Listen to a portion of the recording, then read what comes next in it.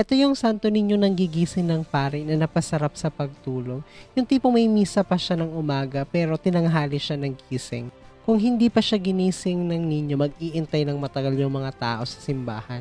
Ito po ang imahe ng Santo Niño de Malitbog. Minsan na rin po itong naitampok sa KMJS. And after 29 years mula nang ito'y mawala, siya'y muling nakabalik sa Malitbog. At pinaniniwalaan rin nga na milagroso ang imaheng ito ng Santo Niño. At tulad nga ng iba pang mga Santo Niño na naitampok na natin, tulad ng Santo Niño de Tacloban at Santo Niño de Cebu, meron ding kwentong related sa isda itong Santo Niñong ito. Kung sa anong panahon na wala ring ulam doon sa kumbento, sinasabing merong batang pumunta doon sa palengke at sinabihan niya yung nagtitinda ng isda na mag-deliver siya ng isda doon sa kumbento. At nung pumunta na yung tendera doon sa kumbento, nagulat yung pari. Wala naman siyang inutos na pumunta ng palengke. At doon nila naisip siguro yung Santo Niño yung pumunta ng palengke. Kasi meron din talagang mga kwento kung saan nakikita yung ninyo nakikipaglaro or naglalaro malapit sa may simbahan kapag ulan. Kaya kapag binababa nila yung Santo Niño, nakikita nilang basa yung damit at meron ding amor seko.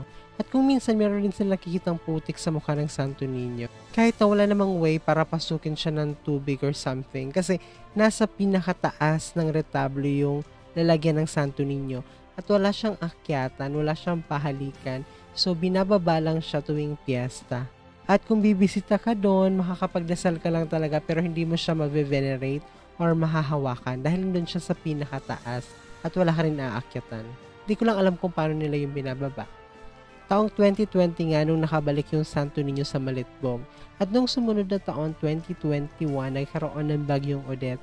Pero wala namang way para pasukin ng hangin or ng tubig yung kinalalagyan ng Santo Niño doon sa itaas ng retablo.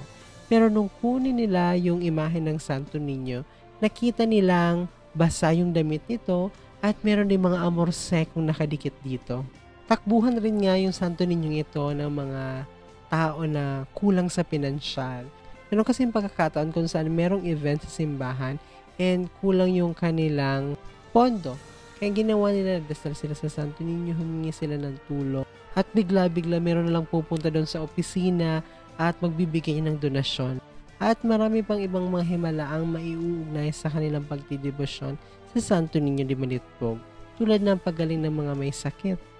At nung minsan nga na hindi nagising ng maaga yung pari, to the rescue ang Santo Niño de Malitbog, sinasabing ginising nito yung pari at nagsabi, "Hoy padre, magmimisa ka na, nag-aantay na ang mga tao sa labas." Ang kapistahan ng Santo Niño de Malitbog ay ipinagdiriwang tuwing January 15. Kasabay pala siya ng kapistahan ng Virgin of the Poor. Hanggang dito na lang muna, Chingas and Faith. Ito pa yung Hermano nagpapaalalang piliing maging masaya at piliing maging banal. Maraming salamat!